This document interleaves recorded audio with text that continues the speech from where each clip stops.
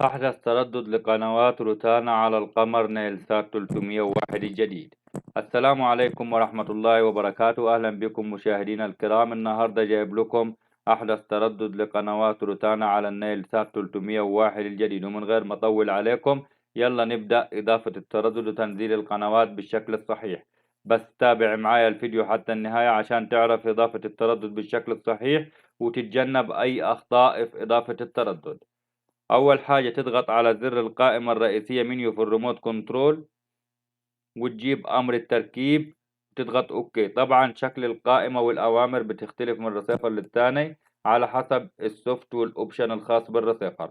أنت ممكن تلاقي أمر التركيب عندك التكوين أو البرمجة عادي، مفيش أي مشاكل.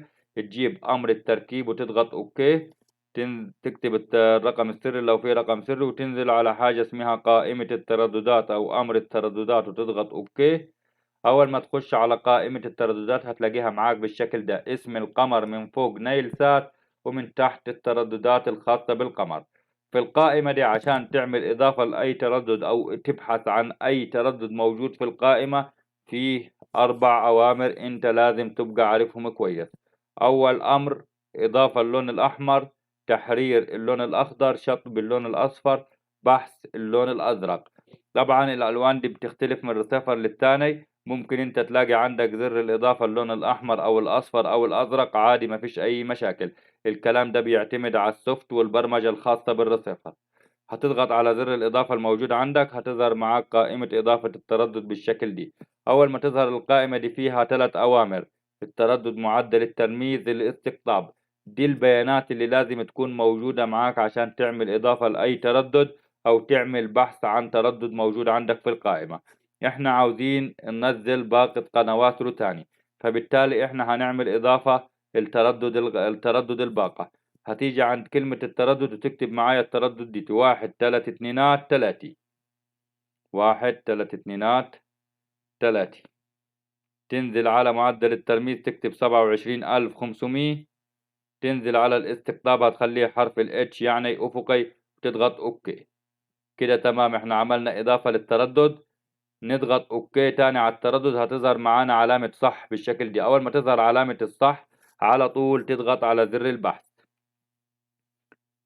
اول ما تضغط على زر البحث هتظهر معاك قائمة البحث بالشكل ده. اول ما تظهر قائمة البحث دي، القائمة دي فيها امرين هنشتغل عليهم: بحث الشبكي هتخليه مغلق عشان ما يعملش بحث في جميع الترددات وياخد معاك وقت، وتنزل على نوع القناة هتخليه مجاني عشان ما يعملش بحث في جميع القنوات وينزل لك القنوات المشفرة ويلخبط الترتيب الخاص بالرسيفر، وتضغط اوكي.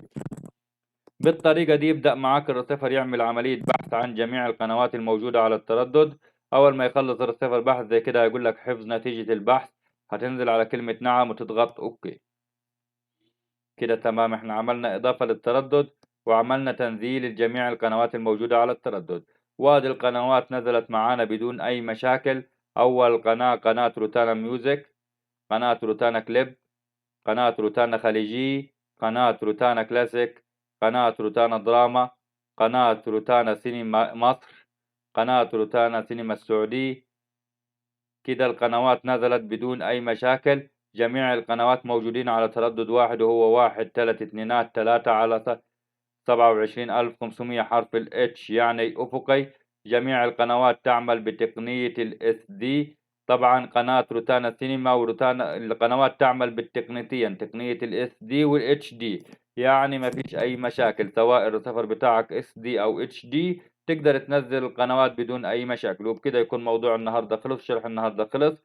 انتظرونا بكل حصر وجديد. دمتم في رعاية الله، والسلام عليكم ورحمة الله وبركاته.